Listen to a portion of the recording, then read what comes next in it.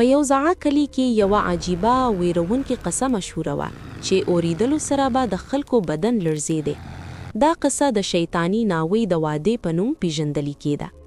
دا کلی د غرونو ترمنځ پروت و چې زاړه خټین کورونه، تنګي کوڅې او خاموشي شپې تل یو مرموز چاپیریال جوړاوه.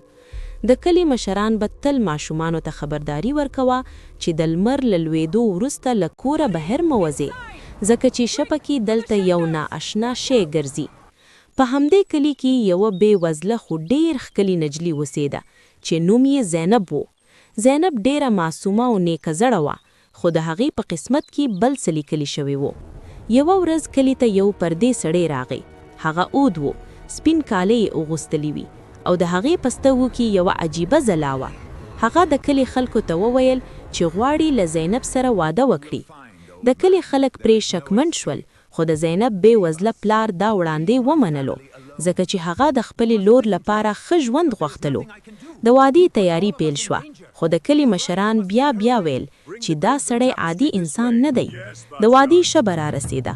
ټول کلي د خوشحالي په رنګ کې ډوب و، خو په فضا کې یو ډول ویره هم خپره وه.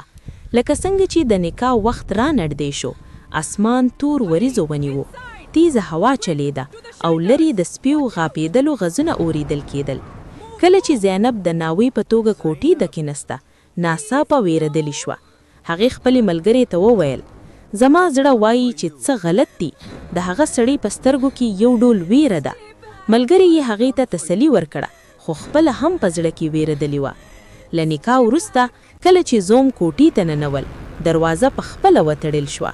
کوټه تیاره شوه او ناڅاپه د زوم بڼه بدلېدله پیل شوه. د هغه مخ ویرونکی شو، سترګو یې سرې شوې او غږ یې دروند او ویرونکی شو. هغه په ټیټ غږ وویل، زه انسان نه یم. زینب چیغه وکړه، خو بهر هیڅ ساعت څه نه واورېدل. زوم په حقیقت کې یو شیطان و چې له کلونو راهیسې به یې د دې کلي ناویګانې خپل بندي کولې. ناڅاپه کوټې کې یو زورور رڼا ښکاره شوه. د زینب مور چې یوه نیکه او د الله بنده ښځه وه، د دروازې بهر ولاړه وه او دعا یې کولې. د هغې د دعاو په برکته شیطان کمزوري کېده. شیطان په غوسه چیغه وکړه، دا ناممکن دی. زینب ضرورتیا وکړه او په لوی غږ یې الله ته دعا شروع کړه. لکه څنګه چې هغه دعا کولې، د شیطان ځواک کمیدو. بلاخره د یوې زوروري چاودنې سره هغه ورک شو او کوټه بیرته آرامه شوه. دروازه خلاص شوه او ټول خلک کوټې ته ننول. زینب بې هوش پرته وه، خو خوندي وه. له دې پیښې وروسته د کلي خلکو حقیقت درک کړ. هغوی دا ځای پرېښدو او بل ځای ته کډه شول.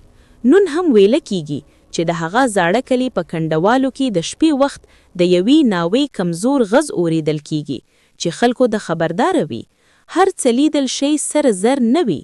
دا قصه موږ ته دا سبق راکوي چې کله کله د ښکلۍ تر شا یوه خطرناکه رشتۍ پټه وي او موږ باید په خپلو پرېکړو کې احتیاط کړو.